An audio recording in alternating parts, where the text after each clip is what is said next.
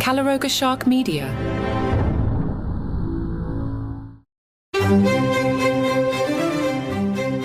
Hello and welcome to Palace Intrigue. I am your host, Mark Francis.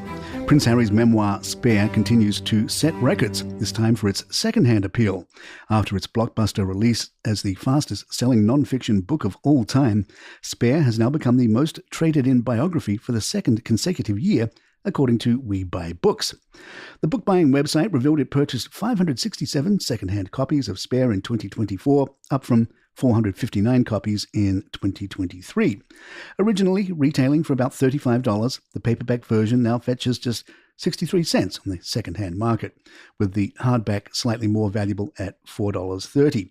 For comparison, it's still being sold for $17.50 on Amazon and discounted to $11 at Waterstones. The memoir's initial success was undeniable, with over 400,000 copies sold in the UK on its release date and a staggering 1.4 million copies sold across all formats in the UK, Canada and Britain.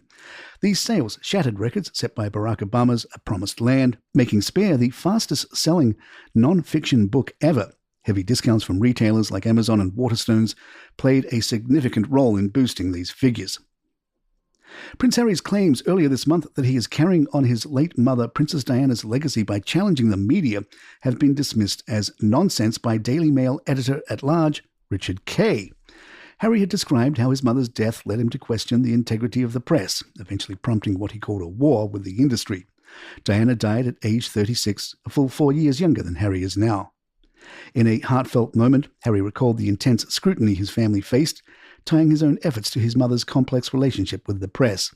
However, Richard Kay, a longtime royal commentator, refuted this characterization on Palace Confidential. The idea that she didn't have relationships with the media who were writing about her is pure and utter nonsense, and Harry knows that. Diana made a point of getting to know many journalists, so to suggest that he is doing his mother's work in taking on the media here is not true. While Harry's comments aim to underscore his ongoing efforts to challenge misinformation and sensationalism in the media, critics like Kay highlight a more nuanced reality about Diana's relationship with the press, one that involved both conflict and collaboration. Royal author Tom Quinn told The Mirror, Meghan and Harry had always hoped that when Queen Elizabeth died, Charles would take a less strict view of what it means to be a working royal. 6 months in the UK as a working royal, followed by 6 months in the States, would bolster brand Sussex, which is less and less interesting without the working royal angle. The American public would have much preferred if Harry had not given up his royal role. That's all he's ever been trained for, and that's the main thing that made him interesting. Now he's lost that. Why should anyone in the States be interested? And Meghan hates the idea that she might be pulled down by this. Reverend Richard Coles, a former priest and reality TV contestant on I'm a Celebrity, Get Me Out of Here, shared a humorous anecdote about the late Queen Elizabeth II during an episode of the show. In the tale, which has since gone viral, Coles recounted a mix-up during a state opening of Parliament when the Queen and Prince Philip, fully robed and crowned, were mistakenly sent to the service level of the building in an elevator instead of the Lord's Chamber. The unexpected detour resulted in an amusing encounter with a cleaner who, unaware of their identities at first, brusquely asked them to budge up to make room for her trolley. Only after looking up did she realize she was addressing the monarch and the Duke of Edinburgh, prompting a shocked exclamation. Coles capped off the story by revealing that the Queen later invited the woman to tea at Buckingham Palace, a gesture reflecting Elizabeth's characteristic humour and grace. The story underscores the Queen's reputation for wit and relatability, traits fondly remembered by those who knew her. Prince Harry and biographer Robert Hardman have both remarked on her sharp humour and upbeat nature, which contrasted with the sometimes solemn depiction of her in fictional portrayals like The Crown. This light-hearted glimpse into her personality continues to endear her to the public long after her passing. Palace Intrigue will be right back. The royal family's relationship with cars spans decades, with some of their vehicles becoming iconic symbols of their time.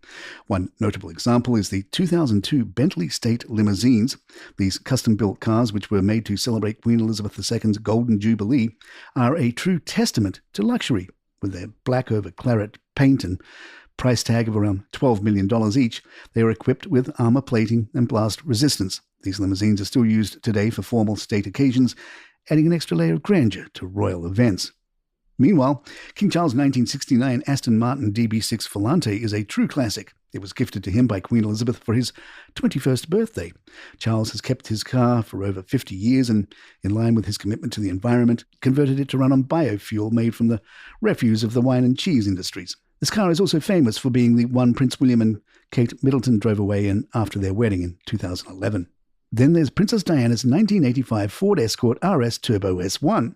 Diana was known for her love of driving herself around, and when she was engaged to Prince Charles, he gave her this Ford Escort. Diana famously had the car painted black to blend in more, but it still remains a prized possession. In 2022, the car sold at auction for a staggering $850,000, a remarkable figure that shows just how much the royal connection added to its value. Diana also owned a 1991 Mercedes-Benz 500 SL, a car that caused quite a stir in the early 90s. She was the first royal to drive a non-British car, and the sleek Mercedes was seen as a symbol of her independence.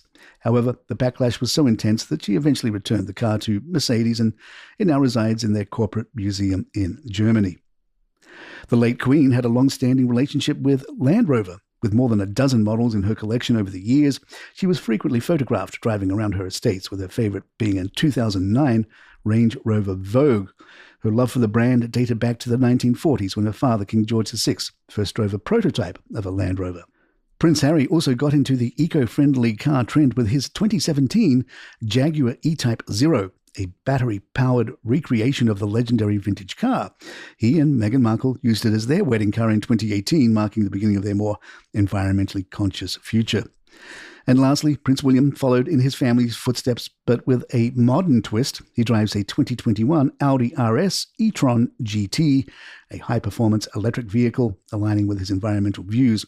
His choice sparked less controversy than Diana's Mercedes, reflecting changing attitudes towards eco-friendly cars within the royal family. These cars aren't just vehicles. They represent moments in royal history and personal choices that define each family member's relationship with both tradition and modernity. And there you have it. If you'd like to email us, our address is thepalaceintrigue@gmail.com. Please follow us on Spotify, Apple, or the app of your choice. And write us a review or leave some stars if you're enjoying the show. Don't forget you can get this show commercial-free along with hundreds of others from Calaroga Shark Media. All the details are in the show notes or episode notes. And you can get shows like 5 Good News Stories, our new breakout hit. Just 5 good news stories. And you can get that wherever you get your podcasts. I'm Mark Francis. My thanks to John McDermott. This is Palace Intrigue. Good times.